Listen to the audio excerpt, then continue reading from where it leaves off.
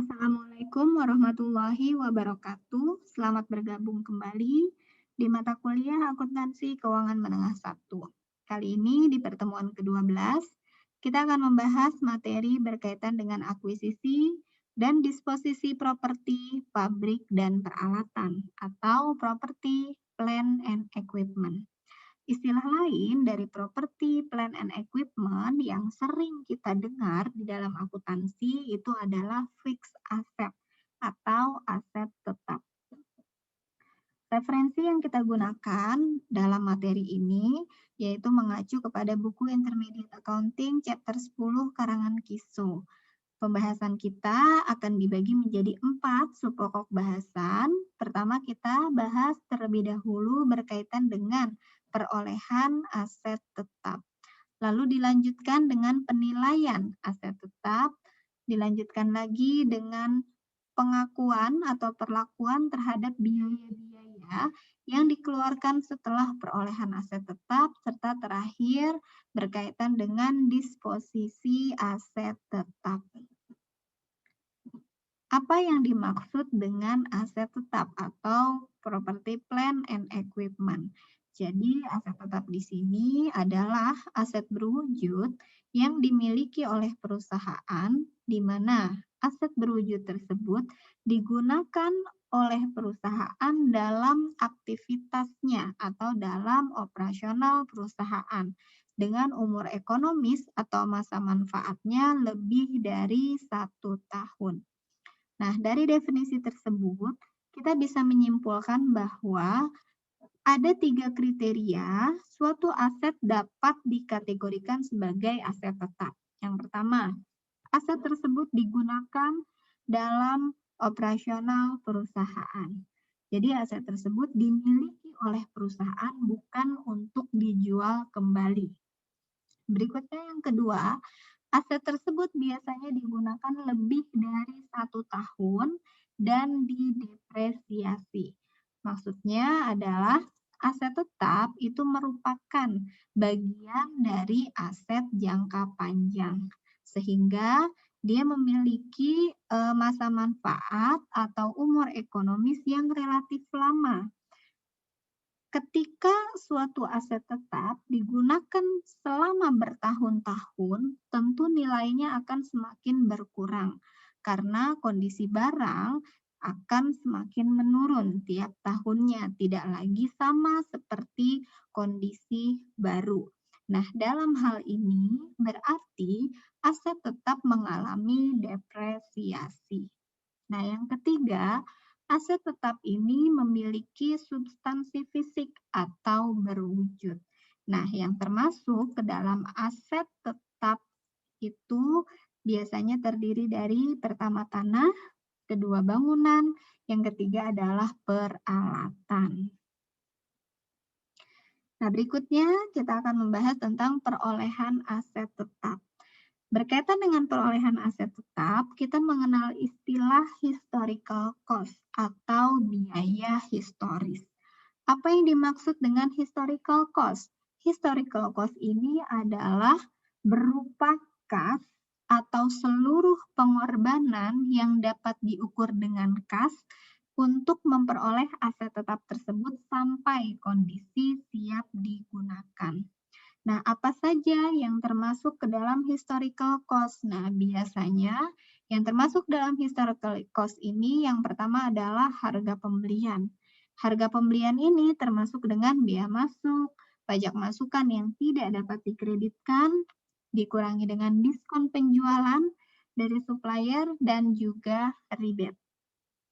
Berikutnya adalah biaya-biaya yang dapat diatribusikan untuk membawa aset tersebut ke lokasi dan kondisi yang diperlukan untuk digunakan dengan cara yang dimaksudkan oleh perusahaan. Jadi artinya yang termasuk ke dalam historical cost aset tetap ini pertama harga pembelian, kedua adalah biaya-biaya yang terjadi untuk memindahkan aset tetap kepada lokasi yang diinginkan perusahaan, serta biaya-biaya yang dikeluarkan untuk menjadikan aset tetap tersebut sesuai dengan kondisi yang diinginkan oleh perusahaan, sampai dengan aset tersebut bisa digunakan. Nah, perusahaan biasanya menilai aset tetap menggunakan dua metode. Yang pertama adalah metode biaya atau cost method. Yang kedua adalah metode nilai wajar atau fair value method atau istilah lainnya adalah revaluation method.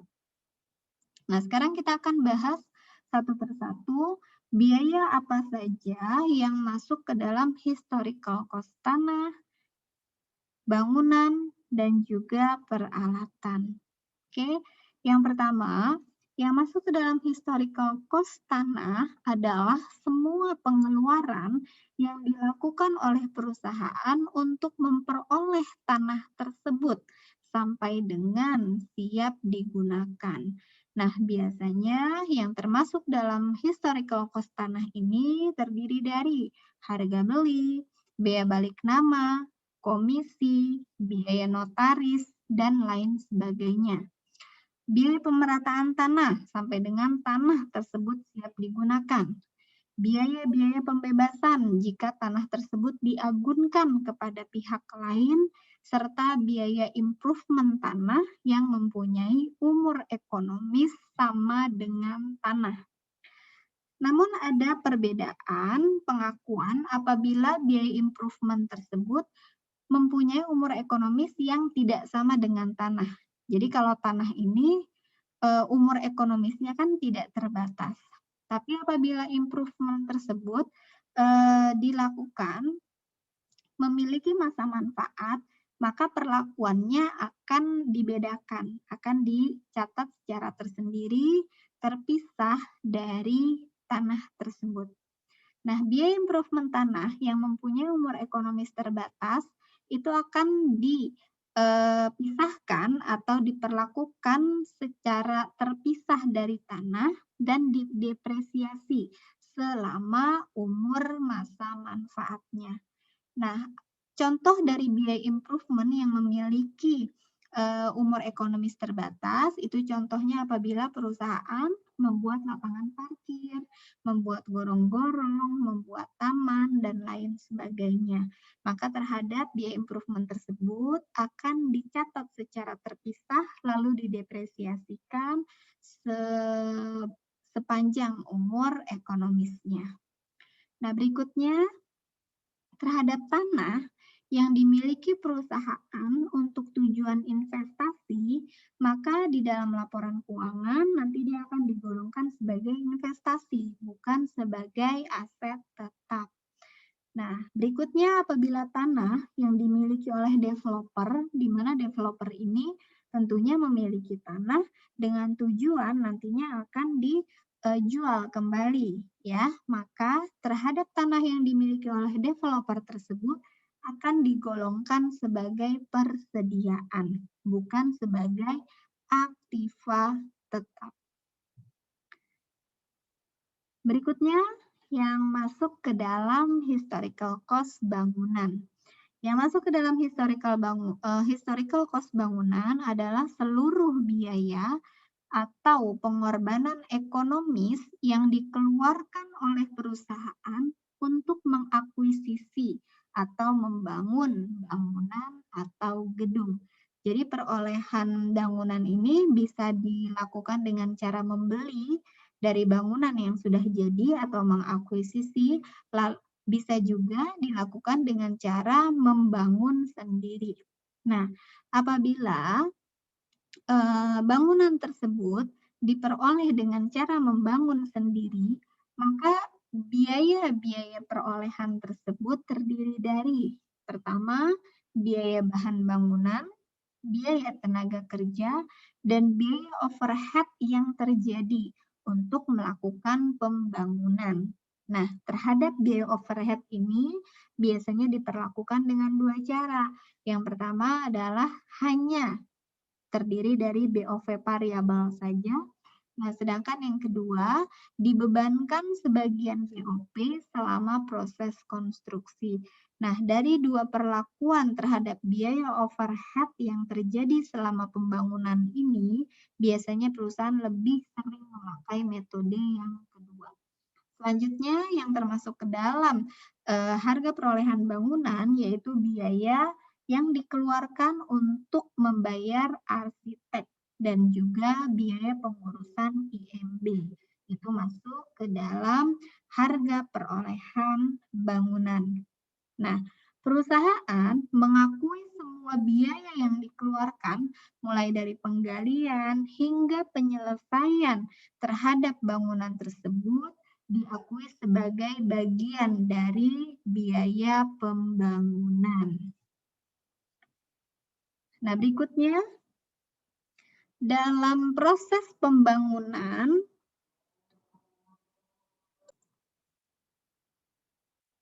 bila perusahaan menggunakan pendanaan dari pihak ketiga untuk melakukan pembangunan atau konstruksi, maka akan timbul yang namanya biaya bunga. Ya, biaya bunga ini bisa timbul dengan sumber pendanaan dari misalnya pinjaman bank, obligasi, ataupun pinjaman wesel.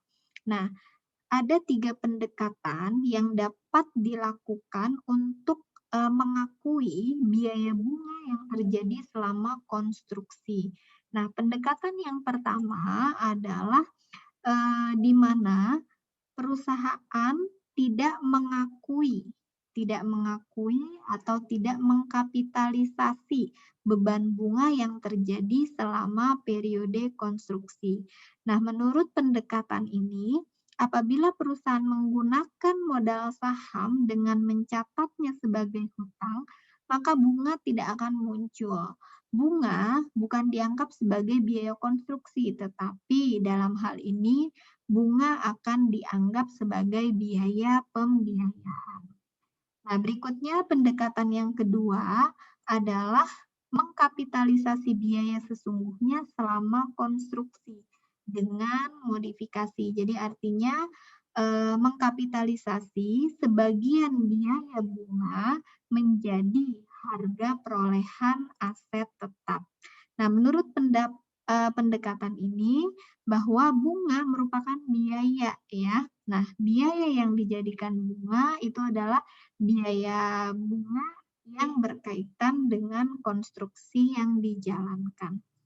Nah, berikutnya yang ketiga adalah mengkapitalisasi seluruh kos pendanaan atau membebankan semua biaya pendanaan yang digunakan ke konstruksi, baik yang dapat diidentifikasi maupun yang tidak dapat diidentifikasi.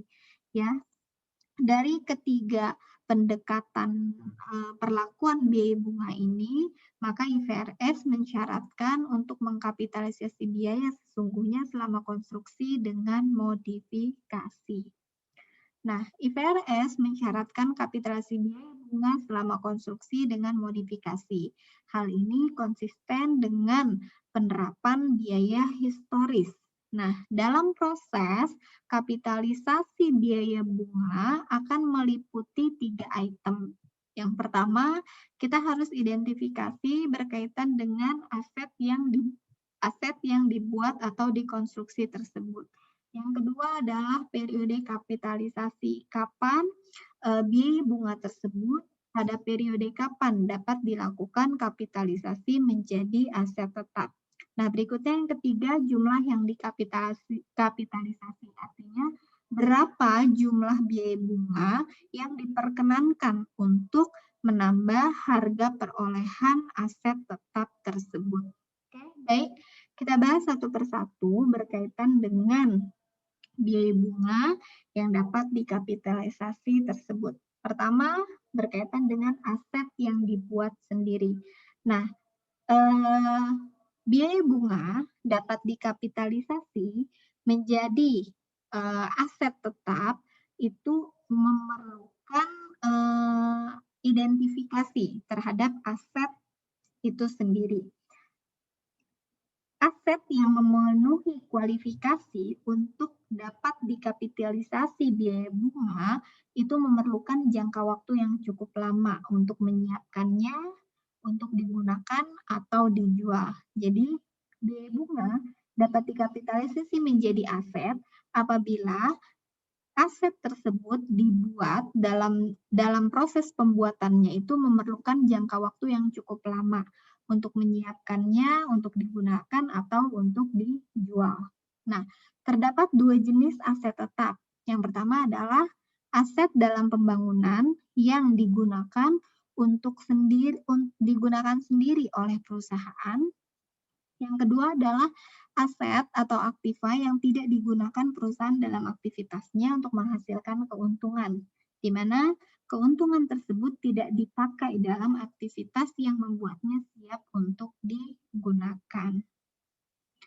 Nah, berikutnya periode kapitalisasi. Kapan biaya bunga tersebut dapat dikapitalisasi menjadi aset, kapan dimulai, dan kapan berakhirnya. Yang pertama, biaya bunga dapat dikapitalisasi dimulai ketika pertama terjadi pengeluaran untuk membuat aset. Yang kedua adalah kegiatan untuk menyelesaikan aset dalam konstruksi. Yang ketiga adalah terjadinya biaya bunga. Kapitalisasi bunga berakhir ketika aset tersebut sudah selesai dibangun dan siap untuk digunakan.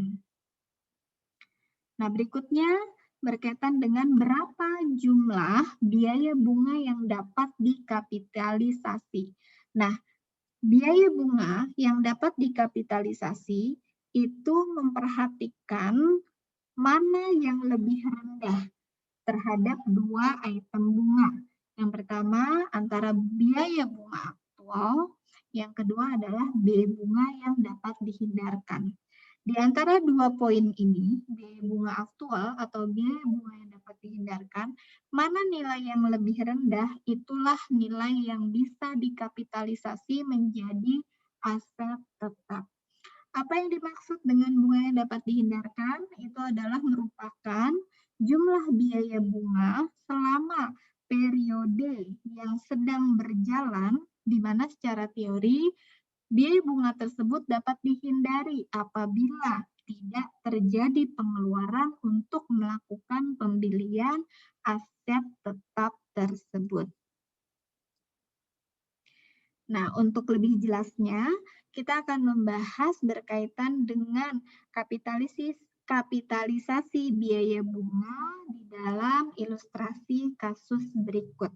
Yang pertama, asumsikan sebuah perusahaan meminjam uang sebesar $200.000 dengan bunga 12% dari Bank Negara pada tanggal 1 Januari 2015. Nah, pinjaman uang sebesar $200.000 ini digunakan untuk membangun peralatan yang akan digunakan sendiri dalam operasinya. Jadi artinya perusahaan meminjam uang sebesar $200.000 ke Bank Negara tanggal 1 Januari 2015 untuk membangun peralatan yang akan digunakan sendiri.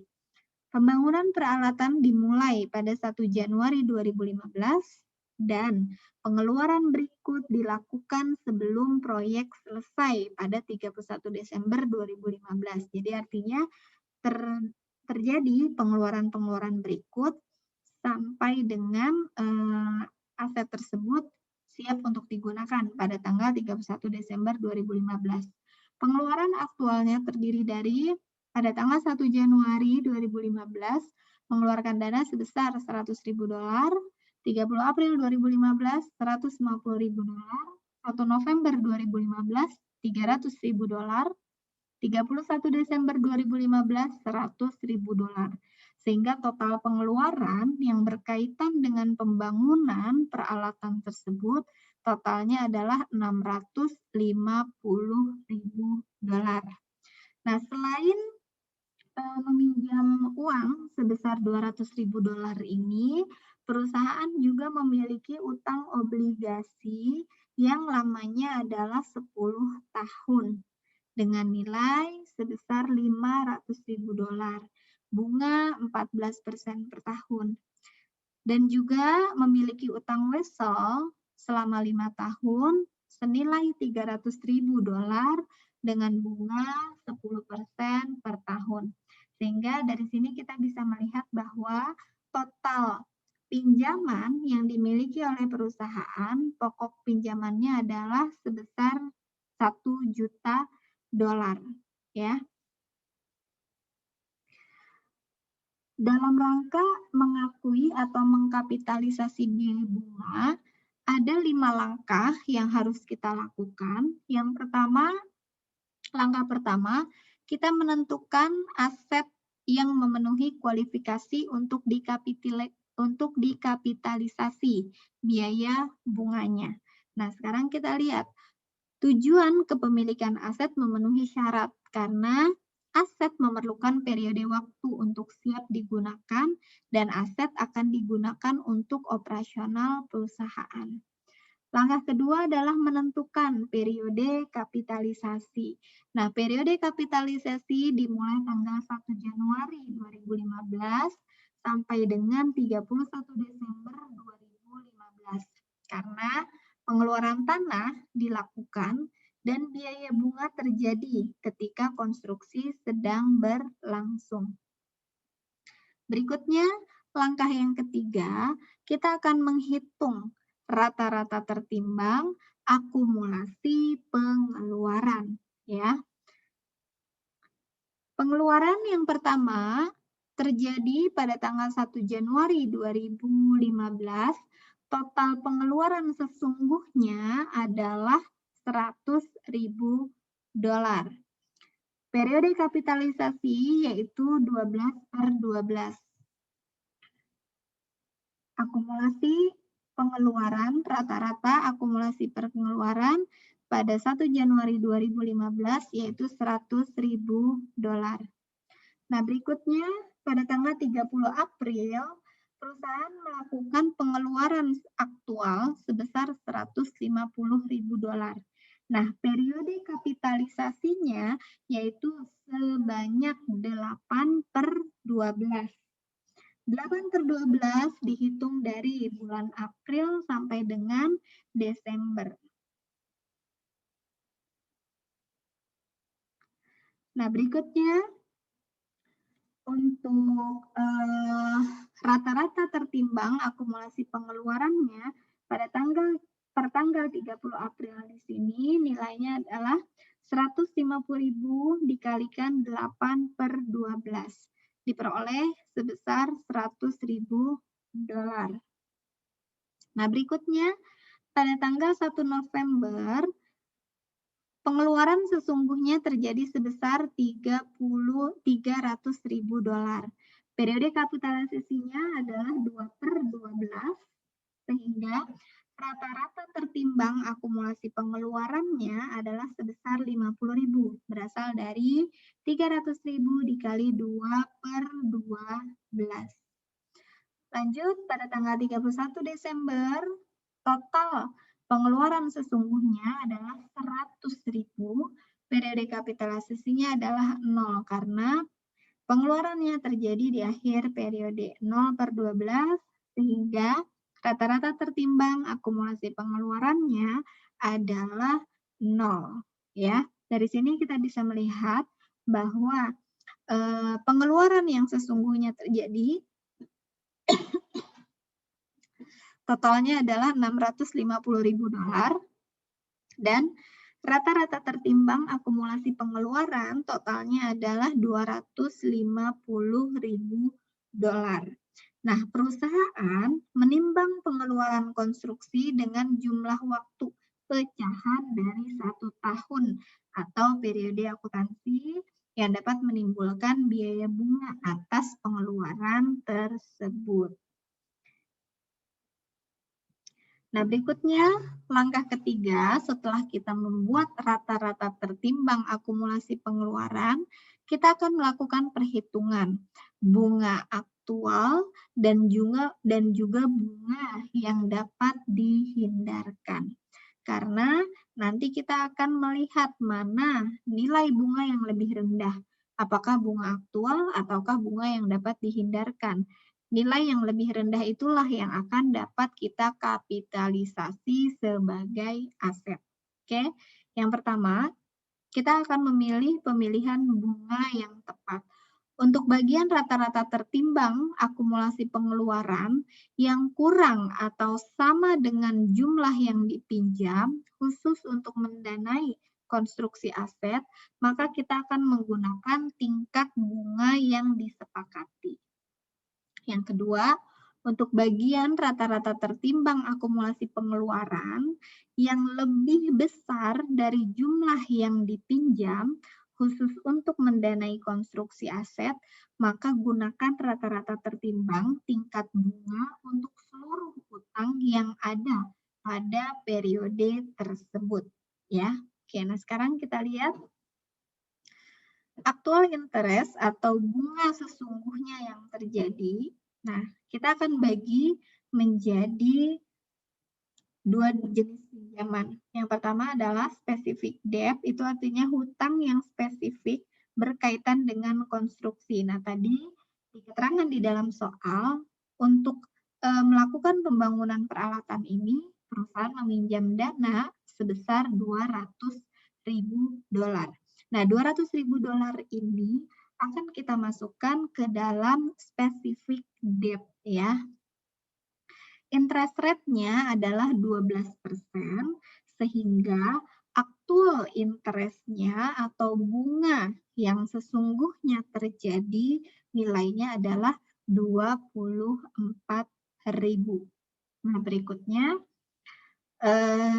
pinjaman umum tadi terdiri dari dua, yaitu pinjaman obligasi dan pinjaman wesel.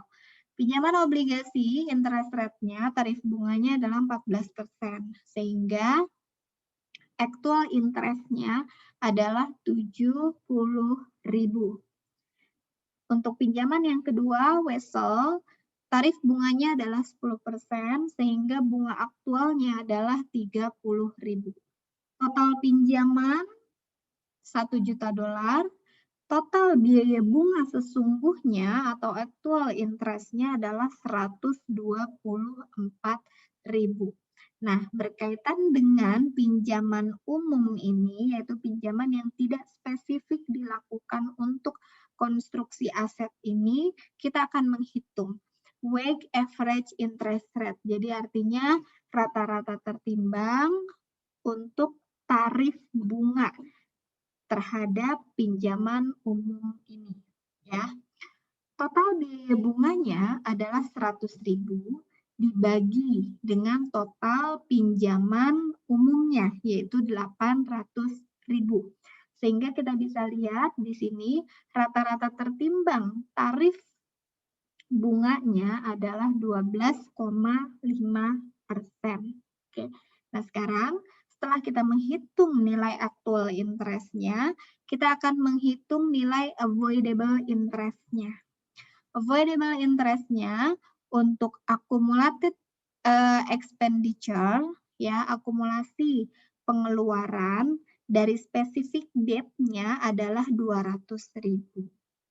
Tarif bunganya adalah 12%, sehingga avoidable interest-nya adalah 24.000. Jadi artinya bunga ini sebenarnya bisa dihindari apabila kita tidak melakukan pembangunan aset tetap. Nah, berikutnya akumulasi expenditure, selisihnya yang berasal dari general debt itu adalah 50.000. Ya. Tarif bunganya adalah 12,5%, sehingga avoidable interest-nya adalah sebesar 6.250. Dapat dari mana angka pembagian 200.000 dan 50.000 ini? Kita bisa lihat dari sini. Dari perhitungan rata-rata tertimbang akumulasi pengeluaran. Nah, total rata-rata tertimbang akumulasi pengeluaran ini adalah 250.000. Terdiri dari 200.000 dialokasikan kepada specific debt dan sisanya dialokasikan ke general debt. Nah, tarif avoidable interest-nya Yang pertama mengacu ke tarif bunga sesungguhnya dari pinjaman spesifik itu 12%. Nah, sedangkan untuk general debt kita mengambil dari rata-rata tertimbang untuk tarif bunganya ya. Sehingga total avoidable interest-nya kita peroleh sebesar 30.250. Antara total aktual interest 124.000 dibandingkan dengan avoidable interest sebesar 30.250 lebih rendah nilai avoidable interest, sehingga nilai yang akan dikapitalisasi ke dalam aset tetap itu adalah biaya bunga yang dapat dihindari, yaitu sebesar 30.250. Nah, berikutnya di sini avoidable interest 30.250, actual interest-nya 124.000, maka kita akan membuat jurnal untuk melakukan kapitalisasi bunga sebagai berikut. Debitnya adalah equipment, masuk ke peralatan, menambah harga perolehan peralatan, mengkredit interest expense sebesar 30.250. Oke, nah sekarang berikutnya kita akan melihat ilustrasi pada kasus yang kedua, yaitu kasus yang lebih komprehensif, di mana di sini pada tanggal 1 November 2014, Shala Company mengkontrak Favor Construction untuk membangun sebuah gedung senilai 1.400.000 di atas sebidang tanah yang memiliki kos atau biaya sebesar 100.000. Nah, terhadap pembelian tanah ini dibeli dari kontraktor dan dimasukkan dalam pembayaran pertama. Nah, Shala melakukan pembayaran selama tahun 2014 sebagai berikut.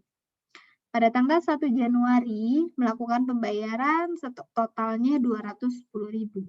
Tanggal 1 Maret 300.000, tanggal 1 Mei 540.000, 31 Desember 450.000, sehingga total pengeluaran selama tahun 2014 adalah 1.500.000. Terdiri dari biaya konstruksi bangunan $1.400.000 dan biaya tanah yaitu $100.000. Totalnya adalah $1.500.000. Oke, nah sekarang pembangunan gedung selesai dan siap ditempati pada tanggal 31 Desember 2015. Nah, Shala memiliki utang per 31 Desember 2015 sebagai berikut. Utang yang berkaitan dengan konstruksi atau spesifik debt-nya yaitu berupa utang wesel berjangka 3 tahun dengan bunga 15%, nilainya adalah sebesar $750.000. Nah, untuk mendanai pembelian tanah dan pembangunan gedung tertanggal 31 Desember 2014. Jadi utang wesel ini dilakukan tanggal 31 2014. Bunganya dibayar setiap tanggal 31 Desember. Nah, selain hutang konstruksi, ada juga hutang lain yang dimiliki oleh Shala. Yang pertama adalah hutang wesel berjangka 5 tahun dengan bunganya adalah 10%. Nilai weselnya adalah $550.000 tanggal 31 Desember 2011.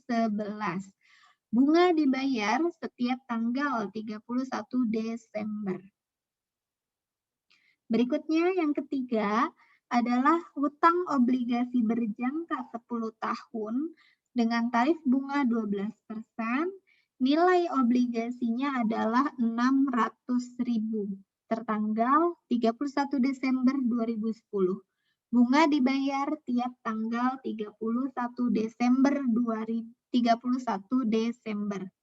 Nah, untuk menyelesaikan kasus ini berkaitan dengan kapitalisasi biaya bunga terhadap aset tetap, kita akan mengikuti step by step sama seperti tadi. Yang pertama, kita akan menghitung akumulasi pengeluaran rata-rata tertimbang untuk tahun 2015.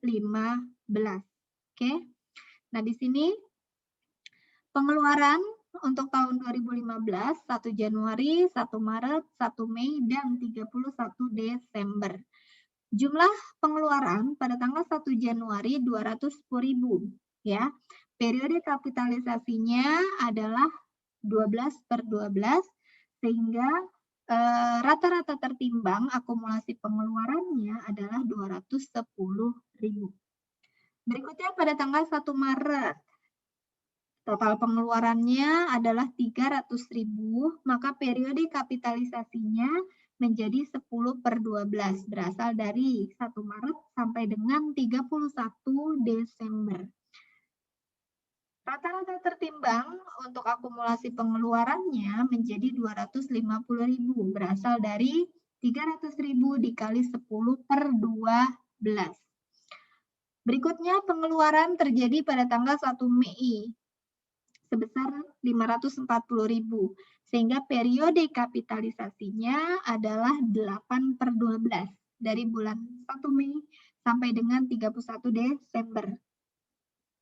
Sehingga rata-rata tertimbang akumulasi pengeluarannya adalah sebesar 360.000.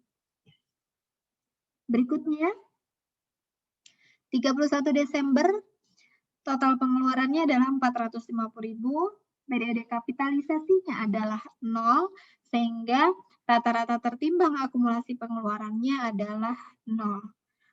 Total pengeluaran yang terjadi sesungguhnya 1.500.000 dan rata-rata tertimbang akumulasi pengeluarannya adalah 820.000. Lanjut yang kedua, kita akan menghitung bunga aktual dan juga bunga yang dapat dihindari. Nah, bunga aktual ini sebenarnya kita ambil dari kita hitung di sini bunga yang dapat dihindari terlebih dahulu ya, baru nanti di slide berikutnya kita akan hitung biaya bunga aktualnya.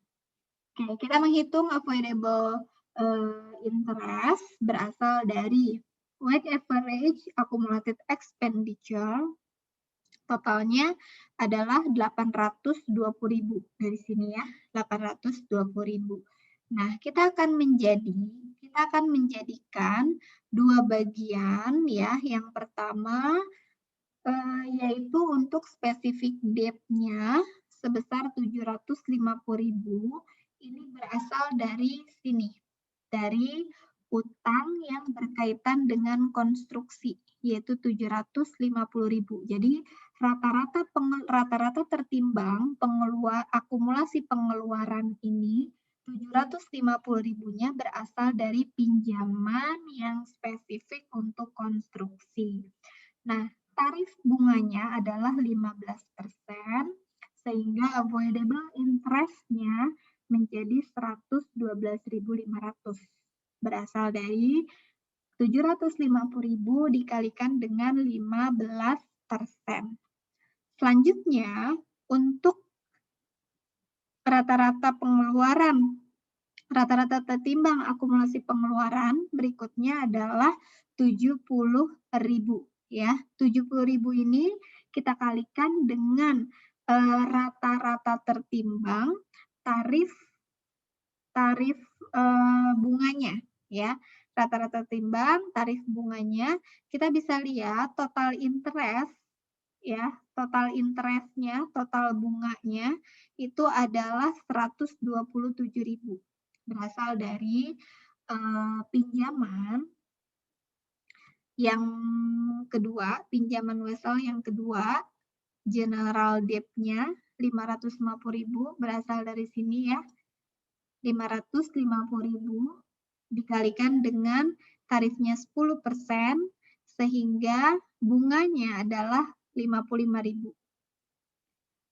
Sedangkan pinjaman yang kedua adalah 600.000 dengan tarif bunganya 12%, sehingga bunganya adalah 72.000. Total biaya bunga untuk general debt-nya adalah 127.000 dibagi dengan total general debt-nya 1.150.000, sehingga rata-rata tertimbang untuk interest rate general debt-nya adalah 11,04%. Sehingga kita bisa lihat di sini avoidable interest-nya berasal dari 70.000 dikalikan dengan 11,04%. Total avoidable interest dari hasil perhitungan ini adalah 120.228. Nah, berikutnya kita akan menghitung biaya bunga aktual. Kalau ini adalah biaya bunga yang dapat dihindari.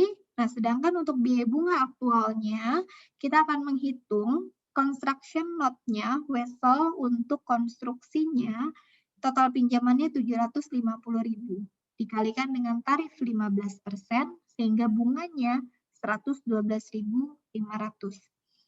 Wesel 5 tahun, yaitu 550.000 dikali 10%, bunganya 55.000.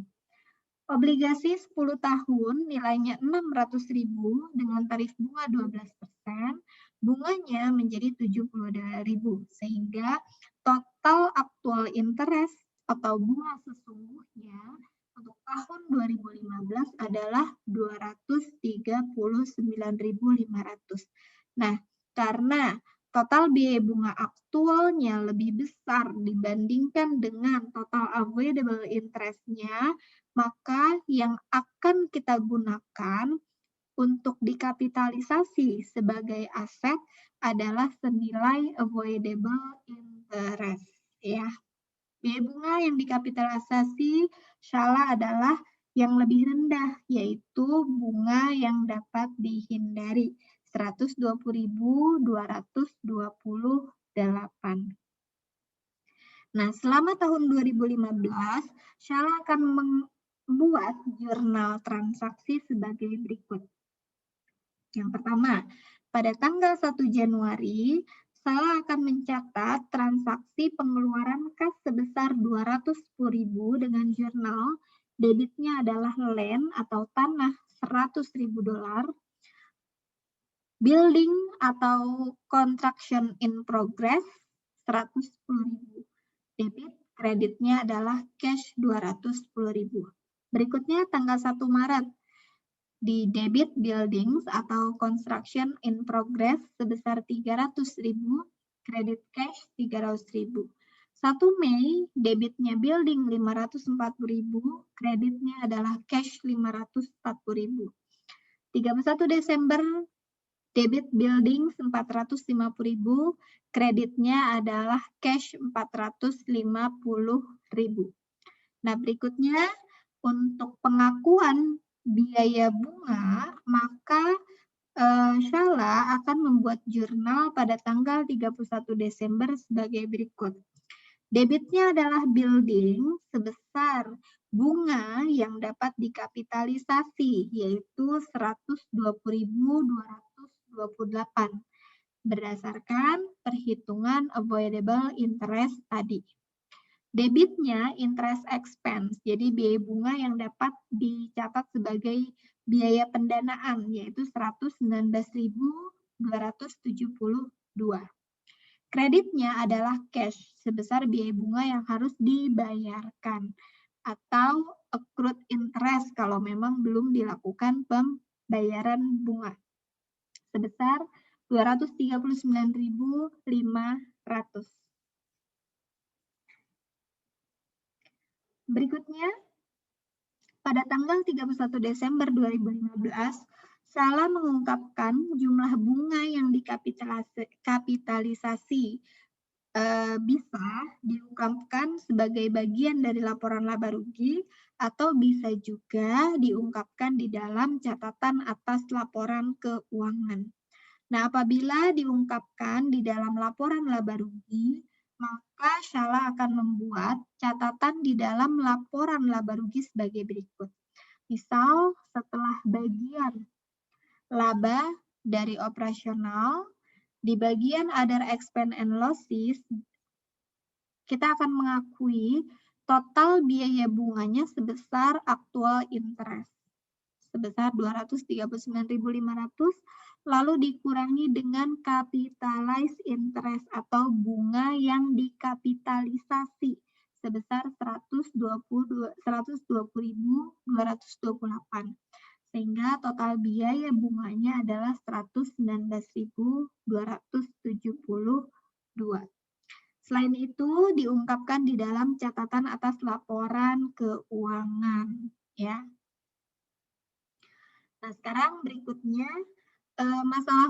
masalah khusus atau special issue yang berhubungan dengan kapitalisasi bunga menjadi aset. Yang pertama adalah berkaitan dengan pengeluaran untuk tanah. Jadi, apabila tanah dibeli oleh perusahaan sebagai lokasi untuk suatu bangunan, maka biaya bunga yang dapat dikapitalisasi selama periode konstruksi adalah bagian dari biaya pembangunan, bukan dari biaya tanah. Sebaliknya, jika perusahaan melakukan improvement tanah untuk penjualan kapling, itu akan termasuk ke dalam biaya bunga yang dikapitalisasi sebagai bagian dari biaya perolehan tanah yang dikembangkan. Berikutnya, apabila terdapat pendapatan bunga, maka secara umum perusahaan tidak boleh mengimbangi pendapatan bunga dengan biaya bunga, kecuali diperoleh dari pinjaman tertentu. Jadi artinya perusahaan tidak boleh melakukan net off atau write off antara pendapatan bunga dengan biaya bunga yang terjadi. Pendapatan bunga dicatat sebagai item terpisah, biaya bunga juga dicatat sebagai item terpisah. Nah, berikutnya di bagian kedua berkaitan dengan penilaian aset tetap. Nah, perusahaan melakukan penilaian properti, pabrik, dan peralatan. Yang pertama, pada nilai wajar yang didapatkan pada saat terjadinya akuisisi, yaitu nilai wajar pada saat dia memperoleh aset tetap tersebut. Nah, berikutnya yang kedua adalah pada nilai wajar pada nilai wajar aset yang diterima. Nah, dari dua metode ini tergantung mana yang memiliki bukti yang lebih banyak dan juga mendukung. Itulah yang akan digunakan untuk melakukan penilaian aset tetap. Berkaitan dengan penilaian aset tetap, ada beberapa item yang berhubungan. Yang pertama adalah berkaitan dengan diskon tunai. Diskon tunai ini adalah diskon yang diberikan oleh perusahaan dalam rangka untuk merangsang percepatan pembayaran. Nah, terhadap diskon tunai ini akan diakui sebagai pengurang dari biaya aktiva. Nah, berikutnya adalah kontrak pembayaran ditangguhkan. Nah, untuk aset yang dibeli dengan kontrak kredit jangka panjang, itu akan dinilai pada nilai sekarang atau present value dari imbalan yang dipertukarkan. Nah, berikutnya yang ketiga, untuk pembelian lamsam atau pembelian secara sekaligus untuk beberapa aset tetap, maka perusahaan akan mengalokasikan total biaya yang dikeluarkan dari berbagai aset yang dibeli tersebut berdasarkan nilai pasar wajar relatifnya. Nah, berikutnya adalah perolehan aset yang berasal dari penerbitan saham. Maka untuk aset tetapnya akan dinilai berdasarkan harga pasar saham yang diterbitkan. Itu merupakan indikasi nilai wajar dari biaya aset yang diperoleh. Jadi, untuk menilai aset tetap yang diperoleh dari penerbitan saham, maka akan dinilai sebesar harga pasar saham yang diterbitkan. Nah, berikutnya untuk pertukaran aktiva non-moneter.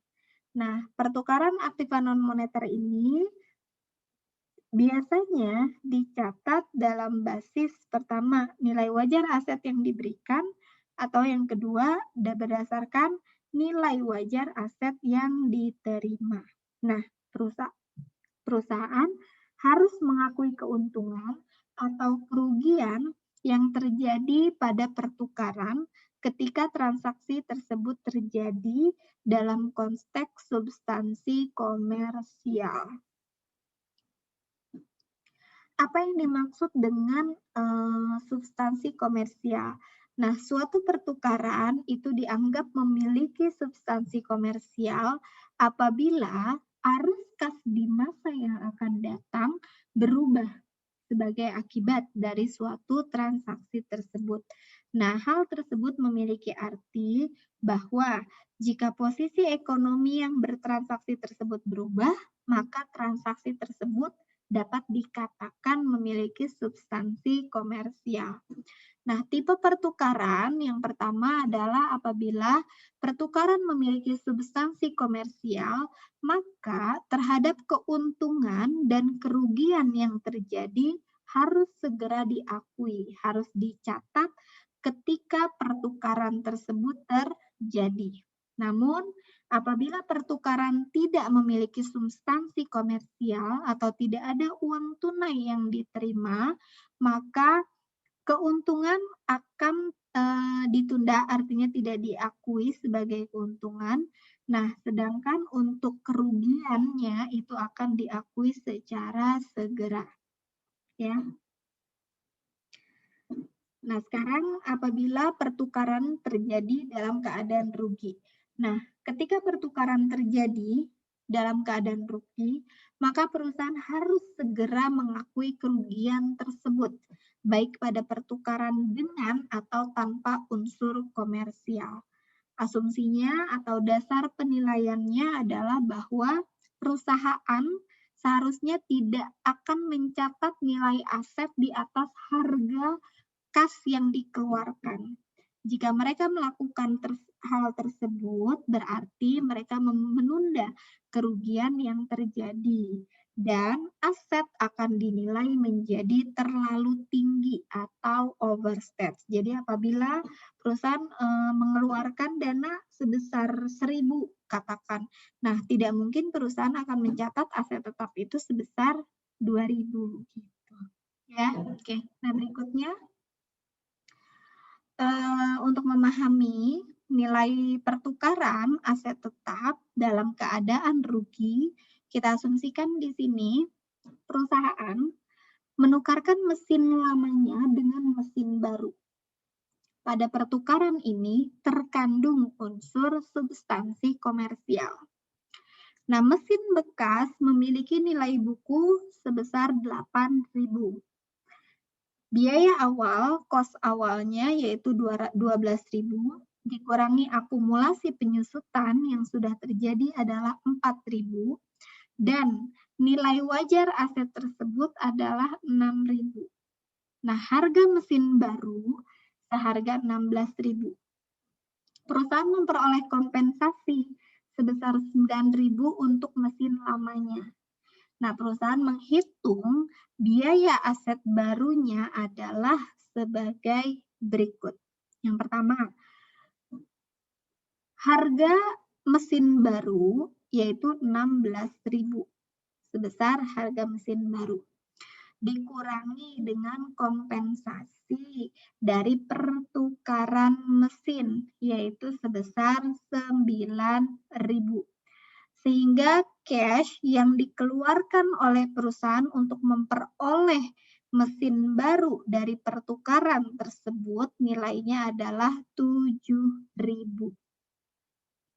7.000 cash yang dikeluarkan oleh perusahaan ditambah dengan nilai wajar dari aset yang sudah digunakan atau aset bekasnya adalah 6.000, sehingga biaya dari mesin baru atau cost of new mesinnya sebesar 13.000. Inilah yang akan dicatat sebagai nilai wajar dari aset baru, ya. Nah, perusahaan akan mencatat transaksi pertukaran tersebut sebagai berikut. Yang pertama, mendebit equipment peralatan baru ya sebesar 13.000 berdasarkan nilai wajarnya. Debit akumulasi depresiasi peralatan sebesar 4.000. Debit kerugian atas pertukaran peralatan, penghentian peralatan yaitu 2.000. Kredit sebesar 12.000 equipment. Kredit equipment sebesar 12.000 berasal dari harga cost mesin lama. Lalu kreditnya cash sebesar cash yang dibayarkan yaitu 7.000. Nah, perhitungan dari rugi atas pertukaran aset ini kita bisa menghitungnya dari nilai wajar dari mesin yang lama yaitu 6.000 dikurangi dengan nilai buku aset yang lama adalah 8.000 sehingga kerugian dari pertukaran tersebut yaitu nilai 2.000. Kerugian dari penghapusan ya, penghentian mesinnya sebesar 2.000. Oke.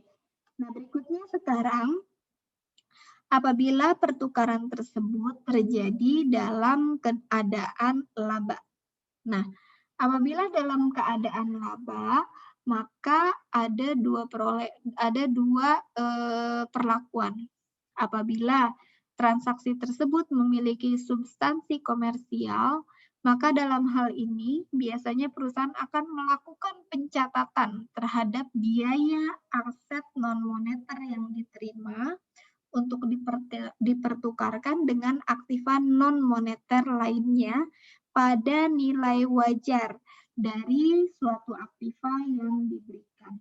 Dan dengan segera mungkin mengakui keuntungan yang diperoleh perusahaan. Nah, ilustrasinya sebagai berikut. Di dalam keadaan laba ya.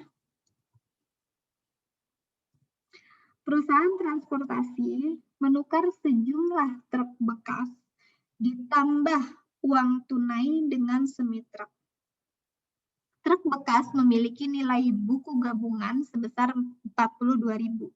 Berasal dari biaya perolehannya 64.000 dikurangi akumulasi penyusutan 22.000.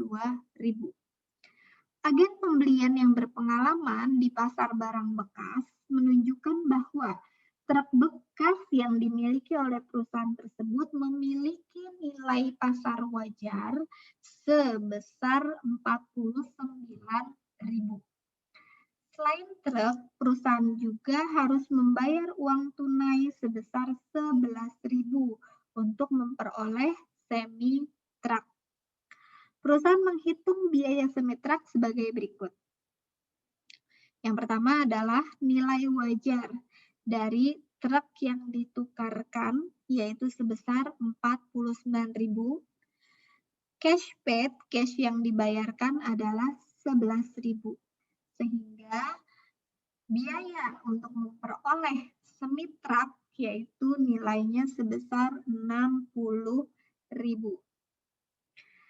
Nah, perusahaan akan mencatat transaksi pertukaran tersebut sebagai berikut. Yang pertama, dia akan mencatat debit truk baru, semi truk, yaitu sebesar 60.000, sebesar nilai wajarnya. Debit akumulasi depresiasi truk sebesar 22.000. Kreditnya adalah truk lama yang digunakan, yaitu 64.000 sebesar kos biaya perolehannya.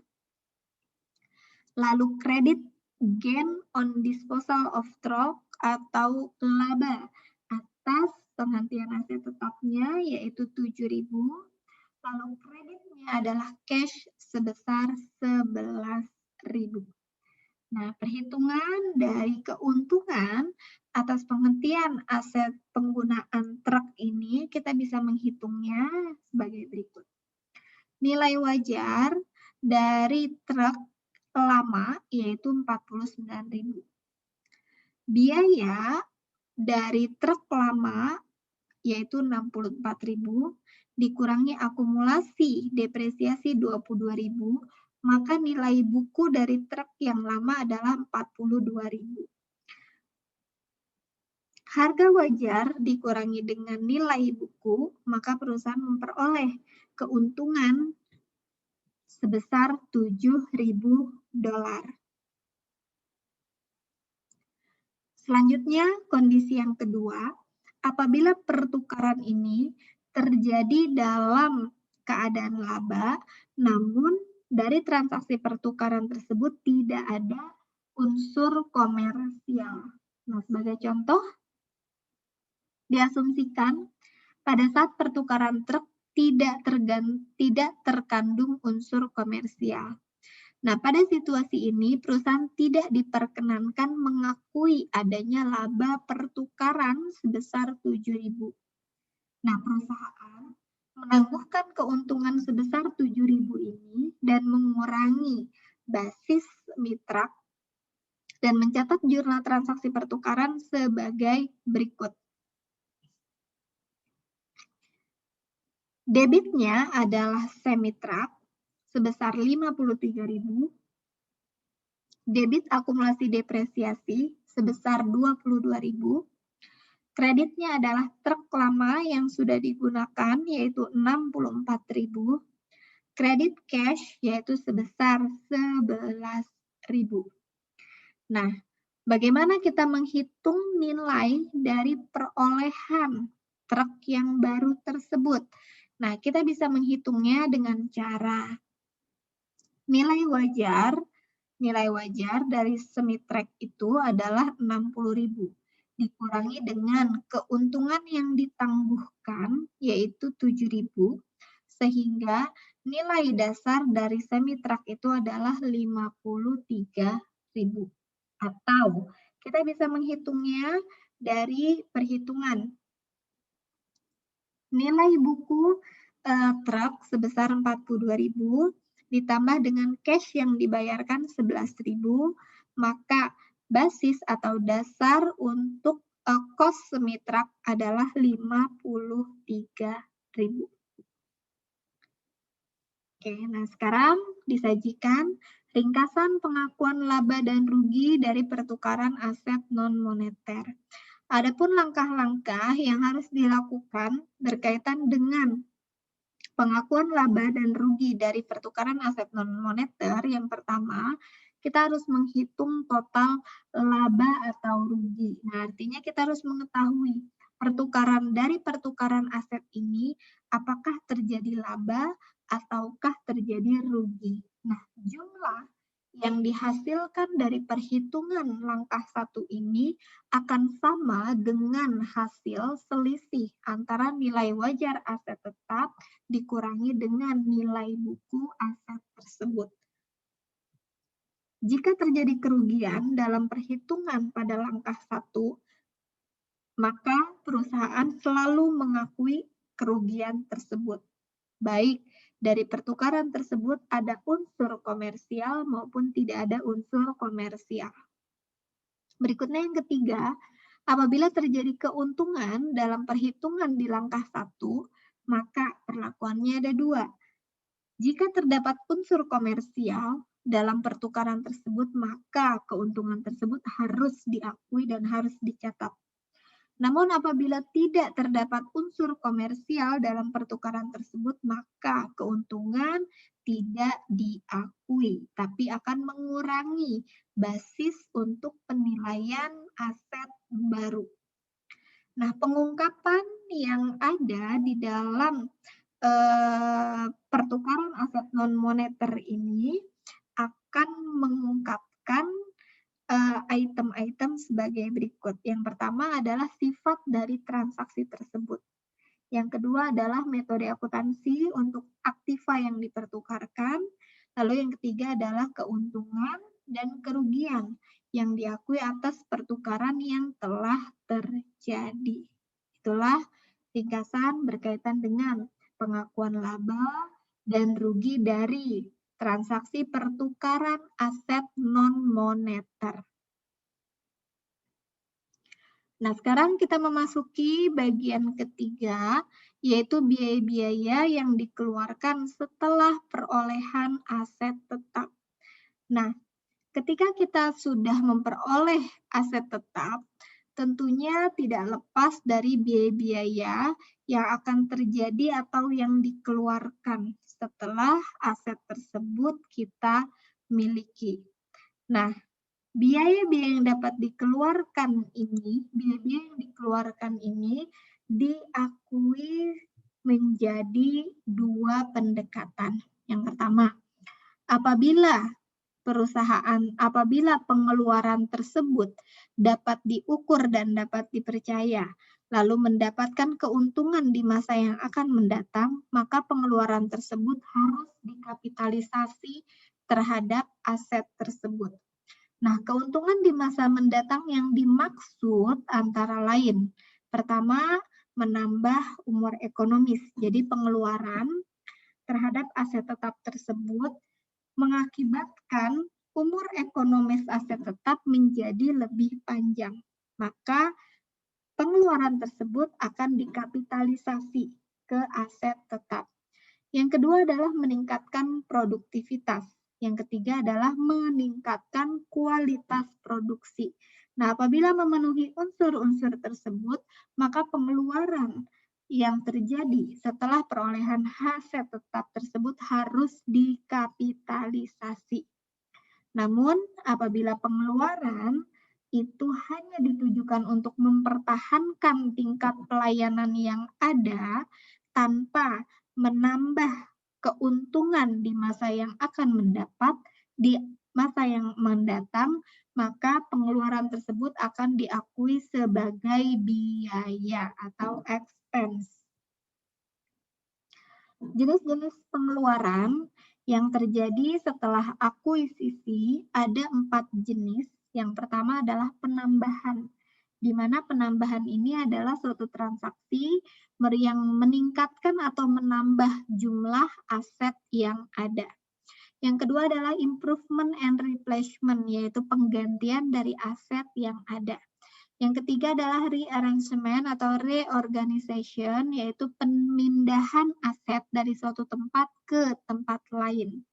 Yang kelima adalah biaya reparasi, yaitu biaya-biaya yang dikeluarkan untuk mempertahankan aset pada kondisi yang sama. Lalu bagaimana perlakuan akuntansi terhadap jenis-jenis pengeluaran yang terjadi ini?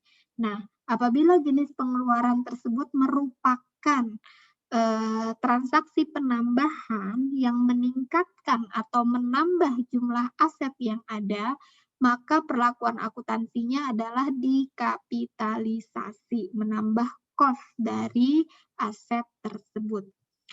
Lalu yang kedua, apabila jenis pengeluarannya tersebut masuk ke dalam kategori improvement and replacement, maka kita harus melakukan penghapusan nilai aset yang lama beserta akumulasinya. Lalu kita akan mengakui laba atau rugi dan kita akan mengkapitalisasi aset yang baru. Nah, ini apabila kita melakukan pertukaran aset, contohnya sama seperti ilustrasi yang sebelumnya. Nah, berikutnya rearrangement dan juga reorganization. Perlakuan akuntansi terhadap pengeluaran yang masuk ke dalam kriteria ini adalah diperlakukan sebagai biaya, yaitu biaya yang terjadi untuk melakukan pemindahan aset dari satu tempat ke tempat lain. Nah, biaya tersebut akan diperlakukan sebagai biaya. Nah, berikutnya adalah biaya reparasi atau biaya perbaikan ya, di mana biaya perbaikan ini akan diakui sebagai biaya. Nah, namun apabila biaya reparasi tersebut nilainya besar, maka kita akan melakukan penghapusan nilai aset yang lama plus akumulasinya, lalu diakui sebagai laba atau rugi, dan dikapitalisasi sebesar nilai aset yang baru.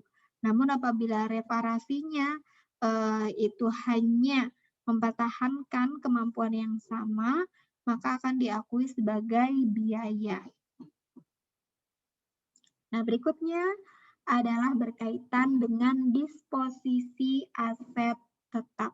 Nah, disposisi atau penghentian aset tetap ini dapat terjadi dengan cara perusahaan melakukan penjualan, pertukaran, dihentikan dengan terpaksa, atau diabaikan saja. Nah, terhadap disposisi atau penghentian aset tetap ini, maka depresiasi atau penyusutannya harus dilakukan sampai dengan tanggal disposisi. Ya. Nah, sekarang disposisi yang pertama adalah apabila perusahaan melakukan penghentian aset tetap dengan cara melakukan penjualan.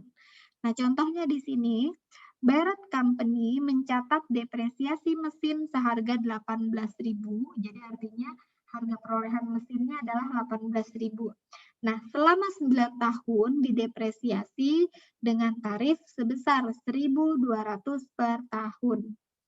Jika menjual mesin pada pertengahan tahun ke-10 seharga 7.000, maka Barrett akan mencatat beban penyusutan hingga tanggal penjualan sebagai berikut.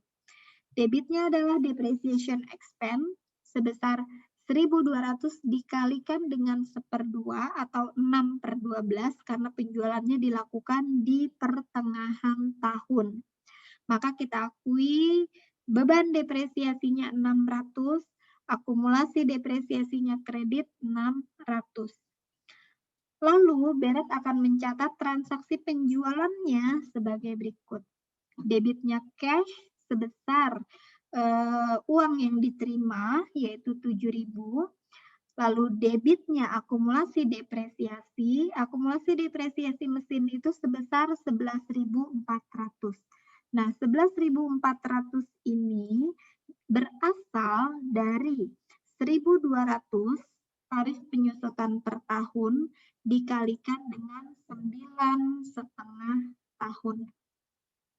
Kreditnya mesin sebesar 18.000, yaitu seharga nilai biaya perolehannya. Lalu terhadap transaksi penjualan aset tetap ini, kita memperoleh keuntungan sebesar 400. Kita catat kredit gain on disposal of machinery.